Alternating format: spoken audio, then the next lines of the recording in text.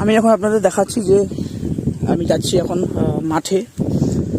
মাঠের জমি তৈয়ার করতে, জাস্ট বিকজ টু।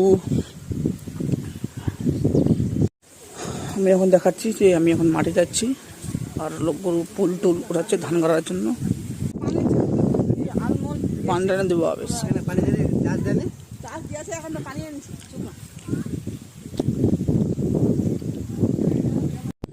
আমি এখন মাঠে চলে এসেছি। মাঠের জমি তৈরি করতে হবে এইভাবে, যাতে ধান বোনা যায়। এর আগের দিনও আমি এসেছিলাম, সেদিন আমি জমির আলটা সমস্ত কিছু ঠিকঠাক করেছি।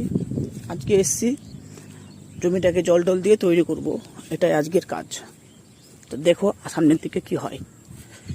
ইটাহার থেকে জন এসছে ধান কাটতে। দেখুন এই লোকগুলো ইটাহার থেকে এসছে, আর দেখুন কত সুন্দরভাবে ধান এরা বুনছে। দেখে খুবই ভালো লাগছে এতে ধান গাড়া দেখে।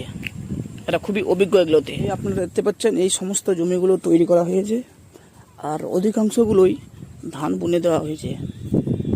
আবার অনেকে ধান কাটছে, আবার জমিতে ফুল ফেলানো রয়েছে। কেউ আল ঠিক করছে, কেউ ড্রেন ঠিক করছে, কেউ পাট কাটছে, কেউ বইছে, কেউ বাঁধছে। এই যে কাজ মাঠে, এই সিজনটা, এই মরশুমটা একটা আলাদাই মানুষের কাছে ফিলিংস।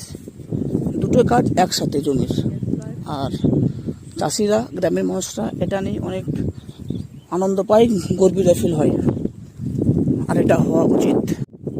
এখানে আনসারুলদার ধান কাটছে, ধান নিজের জমি ধান নিজেই কাটছে। এই যে আমাদের জমি, এদিক দিয়ে যে লাঙল আছে, অতুলনীয় এই মাঠের ছবি, যা আপনার মন ও প্রাণকে একদম স্নিগ্ধ করে দিবে, এবং আপনি মন ও আত্মার দিক দিয়ে অনেক শান্তি ফিল করবেন এই সমস্ত জায়গাগুলো যদি আপনি আসেন। ড্রেনেজ ব্যবস্থা, আপনি যদি মাঠে আসেন তাহলে দেখতে পাবেন যে জল কেটে নিল, এদিকে ড্রেন এদিকে করে দিল, ও আলবেনি দিল।